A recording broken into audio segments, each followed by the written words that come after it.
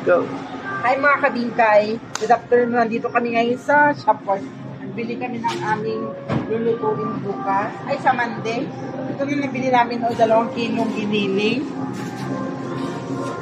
Tinapos punch. Hinalo ni Raniel. Ito pa bumili ako na ginagawa kong ano to? Sweet and sour. Tapos bumili kami ng ganito. So, lutuin kong kare-kare ngayong gabi. Yan lang. Tatlong ganito ang binili ko ganyan. Tapos ganito. Isang tomato sauce na malaki. Magkano nga ito presyo nito? 94 pesos itong malaki. Alam niyo, maganda talaga. Ito masarap itong Hans tomato sauce. Ito talaga ang ginagamit. Umiilaw pala, Raniel. Paano? Yan lang guys. Tapos ito, mamaya. Pero isa-isahin ko ito mamaya pagdating sa bahay. Yan lang binili ko. Nag-aantay na lang kami ng Kasim. Ito mo ko yung mga nag-feel kahapon, sayang. Guys, ito kahapon nag-sale sila, buy one, take one. Bali, ang 1 kilo mo, may free ka na nga kalahating kilo. Tapos ito ngayon, ayun o, yung sale nila. Pero kagabi talaga, yung first sale nila nga, as in bonggang-bongga talaga.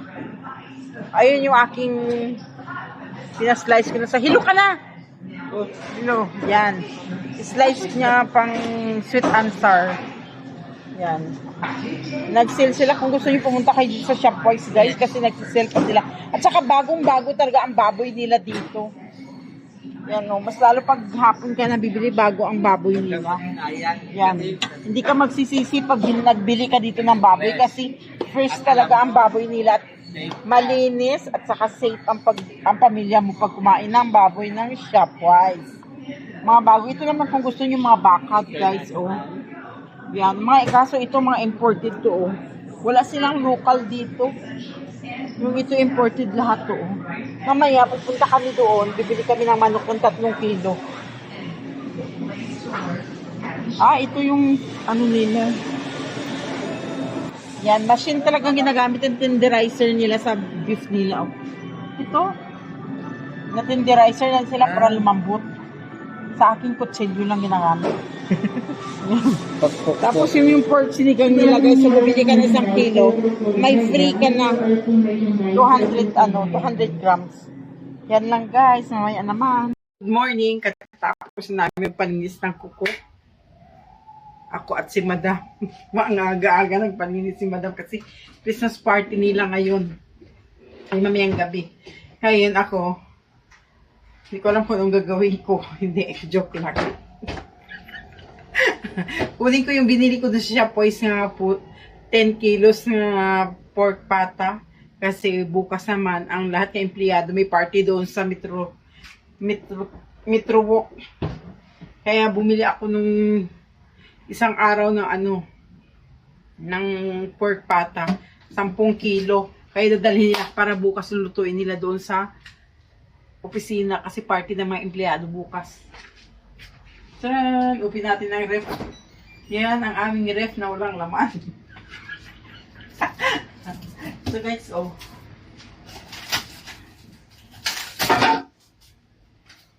Yan, ito. Ang binili ko nung isang araw. Pinatigas ko lang sa ref namin kasi nakalimutan ko kahapon ipadala. Ito yung 10 kilo ito.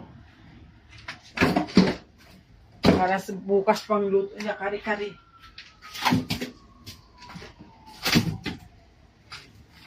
Yan po.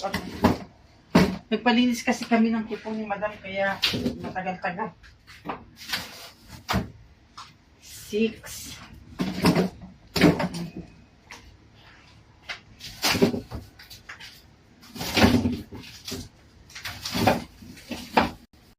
A.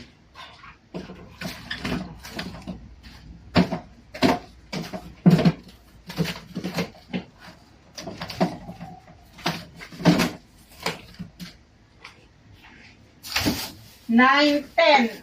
10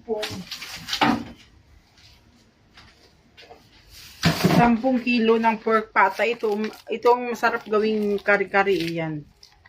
Kasi ayaw nila ng beef nga oxtail. Ito na lang.